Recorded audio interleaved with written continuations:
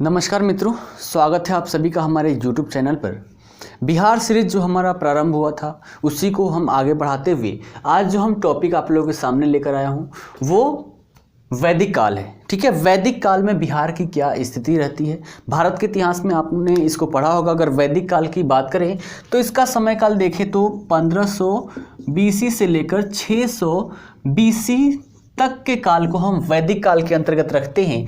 और वैदिक काल को भी देखें तो यहाँ पर दो भागों में विभाजित करके इसको पढ़ा जाता है। पहला ऋग वैदिक काल, जिसके समय काल को देखें तो 1500 से लेकर 1000 BC तक के काल को ऋग वैदिक काल के अंतर्गत रखते हैं। और उसके बाद के काल को यानी कि 1000 से लेकर 600 BC तक के काल को हम उत्तर वैदिक काल के अंतर्गत पढ़ते हैं। ठीक है, यहाँ पर वैदिक काल देखें तो आर्यों से संबंधित है। वैसे समय काल जब आर्य यहाँ पर आकर रहना प्रारंभ करते हैं। ठीक है, आर्यों को देखें तो वैदिक काल में यानी कि लगभग 1500 BC के आसपास ये आना प्रारंभ करते हैं।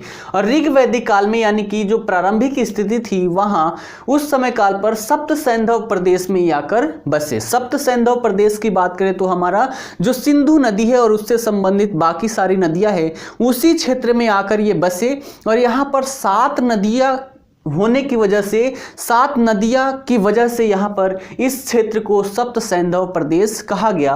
और इन 7 नदियों में देखें तो हमारा सिंधु है, सरस्वती है, सतलज, व्यास, रावी, झेलम और चिनाब, ये 7 नदियां थी जहां पर ये आकर बसे। और इसके आसपास के क्षेत्रों को इनके द्वारा इसे सप्त सैंधव प्रदेश कहा गया। ठीक है, ऋग वैदिक काल में अगर देखें तो यहाँ इनके द्वारा जो नदियों का नाम दिया गया है, सिंधु को सिंधु ही कहा जाता है, सतलज की बात करें तो सतुद्री कहा गया, व्यास की बात करें तो विपाशा कहा गया, रावी नदी को परुष्णी कहा गया, झेलम को वितस्ता कहा गया, जबकि चेनाब नदी को यहाँ पर आस्किनी नाम से यहाँ पर जाना जाता है। यहाँ से भी प्रश्न पूछे जाते हैं तो उस हिसाब से देखें तो ये भी यहाँ पर देखने वाली बात है। ठीक है, तो सबसे पहले वैदिक काल के प्रारंभिक स्थिति में, प्रारंभिक समय में आर्य लोग कहाँ आके बसते हैं? सप्त सैंधव प्रदेश में आकर बसते हैं। देखा जाए तो इस समय काल पर ये अभी बिहार में नहीं गए हैं, लेकिन 1000 BC के बाद, ठीक है, 1000 BC के आसपास ये यहाँ से क्या करते हैं, यहाँ से बिहार की तरफ यानी कि गंगा नदी घाटी है, गंगा नदी घाटी की तरफ इनका विस्तार होता है, यानी कि गंगेय घाटी की ओर विस्तार होता है। और इसी को बिहार का आर्यीकरण कहा जाता है। ठीक है, पहले वाले चरण में देखें तो ये बिहार में नहीं है, लेकिन दूसरा चरण है उत्तर वैदिक काल में, यहाँ पर जाके इनका जब विस्तार होता है गंगा घाटी के क्षेत्रों में, तब इसे बिहार का आर्यीकरण कहा जाता है। ठीक है, इससे संबंधित कुछ बातें हैं, यहाँ से प्रश्न पूछे जाते हैं प्रारंभिक परीक्षा में देखें तो सबसे पहले यहाँ पर देखें तो सबसे पहली चर्चा बिहार के क्षेत्र के बारे में जो मिलती है वो मिलती है हमारी शतपथ ब्राह्मण में। ठीक है, शतपथ ब्राह्मण में यहाँ पर पहली चर्चा मिलती है बिहार के क्षेत्र के बारे में। यहां पर जब सप्त सैंधव प्रदेश से ये बिहार की ओर आए तो बिहार में सबसे पहले वो विदेह वाले जो क्षेत्र हैं, विदेह वाले क्षेत्र में ये आकर निवास करना प्रारंभ करते हैं। और इसके साथ ही जो दक्षिणी बिहार का क्षेत्र है, बिहार की बात करें तो मान लीजिए ये अगर बिहार है तो बिहार में बीचों बीच क्या निकलती है, गंगा नदी निकलती है। और इसके उत्तर वाले भाग को उत्तरी बिहार और जबकि दक्षिण वाले भाग को दक्षिणी बिहार के नाम से जाना जाता है। ठीक है, तो सबसे पहले ये विदेह वाले क्षेत्र में, विदेह वाला क्षेत्र देखें तो ये वाला हिस्सा हमारा है, विदेह वाले क्षेत्र में निवास करना प्रारंभ करते हैं। तत्पश्चात ये दक्षिणी बिहार में भी अपनी बस्तियां धीरे धीरे बसाते हैं। ठीक है, उसके बाद इस समय काल पर देखें तो यहाँ पर लौह प्रौद्योगिकी की खोज हो चुकी थी। लौह प्रौद्योगिकी की अगर बात करें तो लोहे को गलाने की क्षमता इनके अंदर आ चुकी थी। उसको गलाकर जैसा भी औजार या फिर हथियार बनाने की जो मनसा हो वैसा ये लोग बना लिया करते थे। इसी को यहाँ पर लौह प्रौद्योगिकी कहा गया।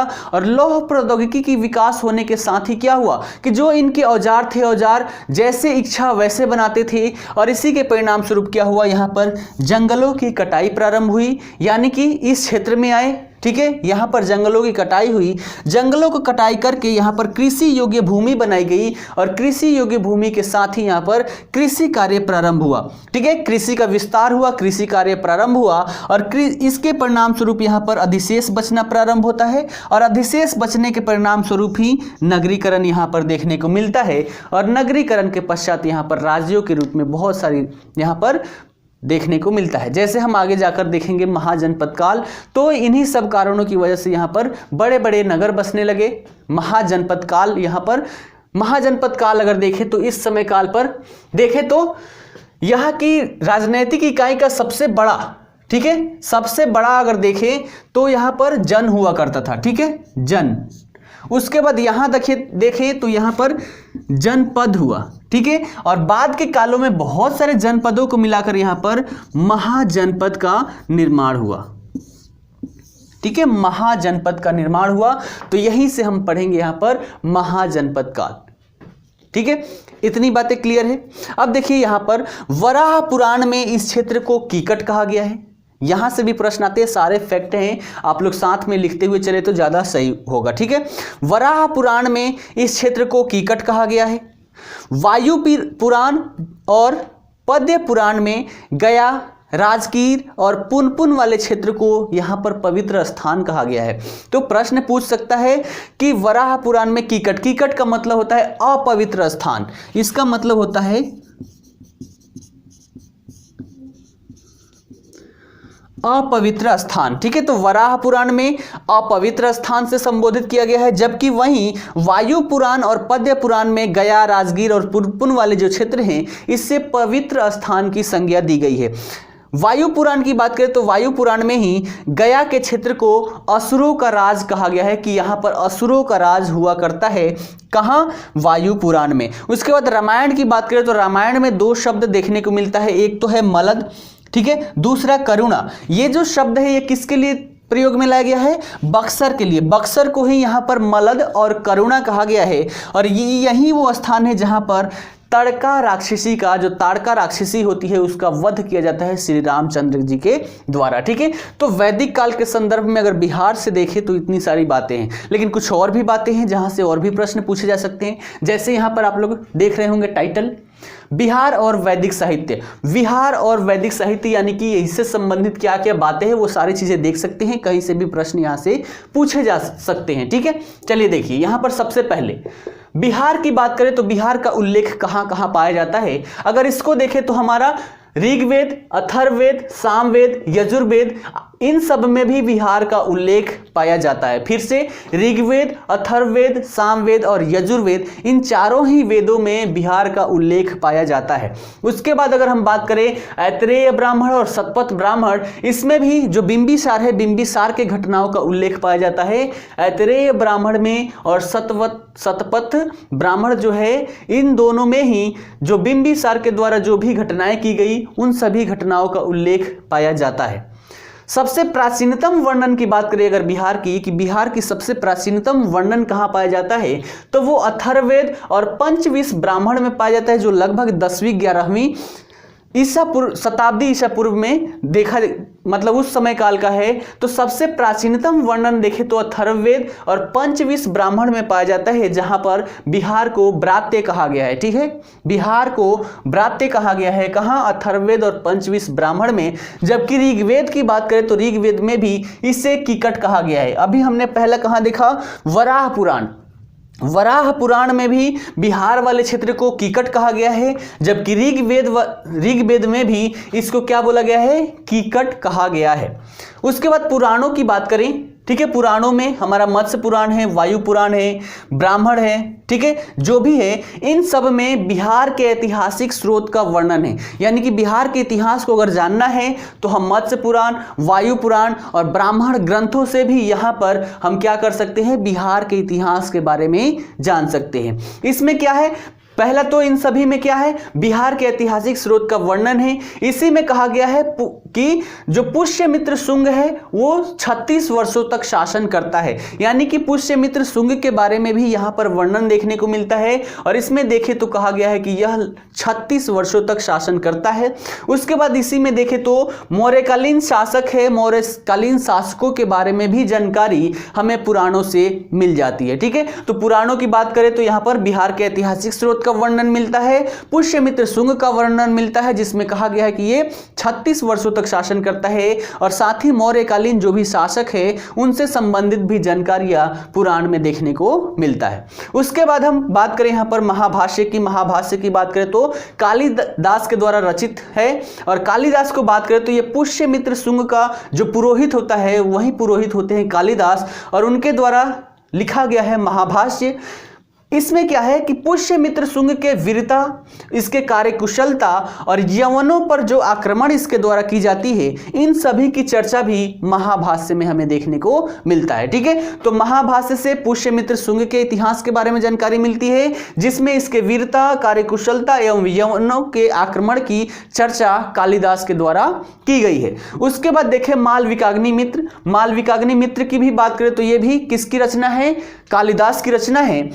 और इसमें भी देखें तो शुंगकालीन राजनैतिक जो भी गतिविधियां हुई, उन सभी गतिविधियों का भी उल्लेख मालविकाग्नि मित्र में पाया जाता है। ठीक है, यहां पर भी यवनों के आक्रमण की चर्चा मिलती है। उसके बाद अग्निमित्र द्वारा सिंध पर आक्रमण जो किया जाता है, और इस आक्रमण में यवनों को पराजित किया जाता है। ठीक है, अग्निमित्र कौन है?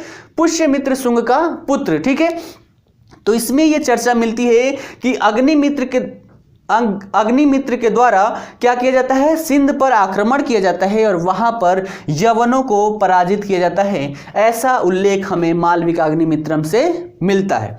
उसके बाद हम देखें थेरावली की।